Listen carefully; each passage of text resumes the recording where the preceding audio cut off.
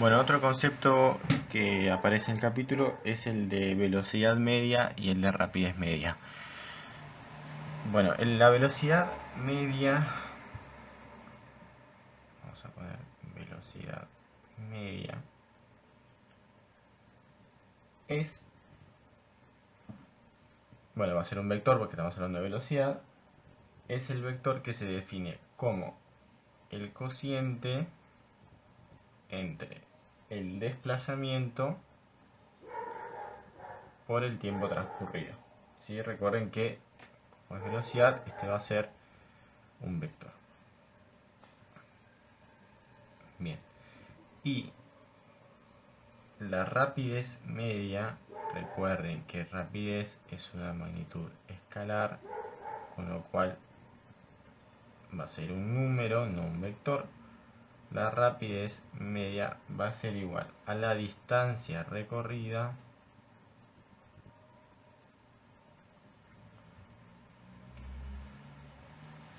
sobre el tiempo transcurrido. Ahora vamos a poner un ejemplo para ver esto. Si yo voy a Mar del Plata, supongamos que está a 400 kilómetros. Miren esto, miren esta provincia de Buenos Aires, espectacular. Bien, supongamos que yo estoy acá, ¿no? Y quiero ir a Mar del Plata, que está acá.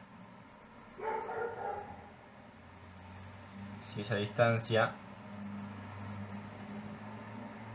fuera de 400 kilómetros y quiero calcular la rapidez media, supongamos que tardo 6 horas en hacer esos 400 kilómetros.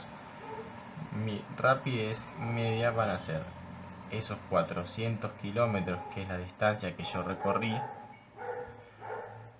sobre las 6 horas, que es lo que tardé en viajar. Eso me da un total de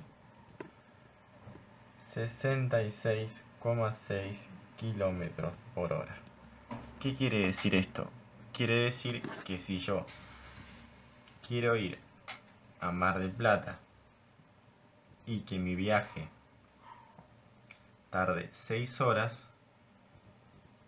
voy a tener que viajar a 66,6 kilómetros todo el tiempo, lo cual, a ver, es imposible porque uno en el viaje a Mar del Plata no va siempre a la misma velocidad. O sea, es imposible ir siempre a la misma velocidad. O sea, a veces aumentamos, aceleramos, desaceleramos. Y eso hace que sea muy difícil que mantener esta velocidad. Pero la rapidez media te dice, si vos querés ir a Mar del Plata, que está a 400 kilómetros, y querés tardar 6 horas, tu velocidad tiene que ser esta, 66,6 kilómetros. ¿Sí? Bien.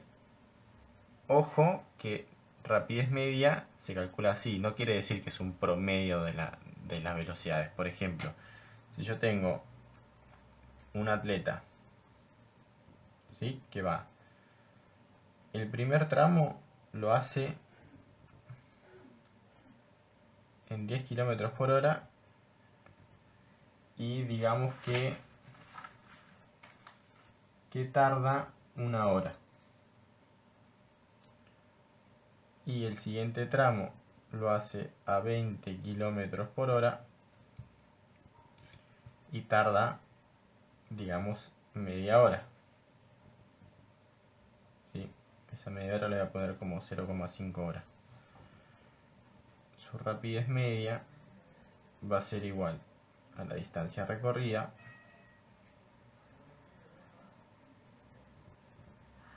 sobre el tiempo transcurrido, ¿sí? Con lo cual voy a tener que sacar qué distancia hay acá, qué distancia hay acá, sumarlas y dividirla por 1 hora y media. Si yo pensara que fuera la rapidez media el promedio, tendría que hacer 10 kilómetros por hora más 20 kilómetros por hora dividido 2, me daría 15 kilómetros por hora. Pero ojo, no se confundan que esto no es la rapidez media. ¿Sí? No hagan el promedio de las velocidades porque eso no es la rapidez media. La rapidez media es esto, es la distancia recorrida por el tiempo transcurrido.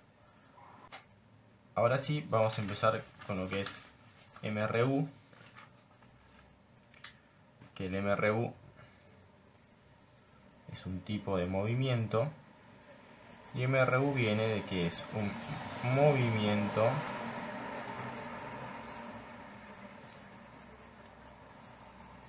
rectilíneo. Quiere decir que ese movimiento va a ser en línea recta, uniforme. ¿Qué quiere decir uniforme? Que la velocidad va a ser constante. Se va a mover siempre a la misma velocidad en línea recta. ¿Sí? Si yo tengo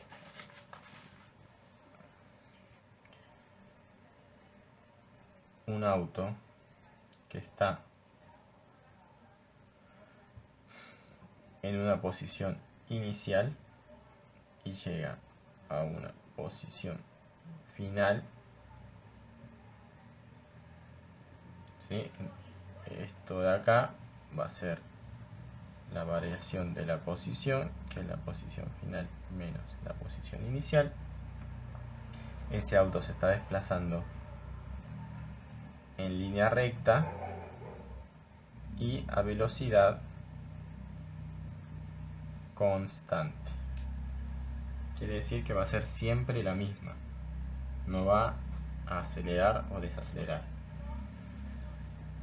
Bien, entonces hay las fórmulas que se van a usar en MRU son estas. Posición final es igual a posición inicial más velocidad por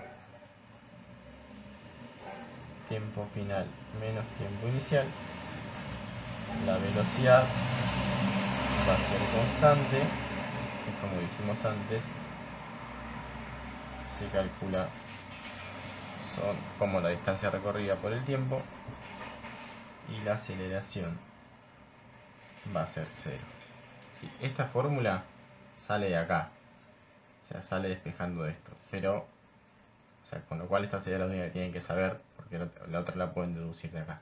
Pero bueno, esas serían las tres fórmulas de movimiento rectilíneo uniforme. Bien, ahora vamos a ver los gráficos del MRU, que son tres gráficos. El primero es de posición en función del tiempo, el segundo de velocidad en función del tiempo y el tercero va a ser de aceleración en función del tiempo. Bien, vamos a hacer los tres gráficos. Hay un eje vertical y un eje horizontal, ¿sí? Voy a hacer los tres y luego vamos a ir viendo uno por uno. Los tres gráficos lo que tienen en común es que el eje horizontal siempre va a ser el tiempo. Bien.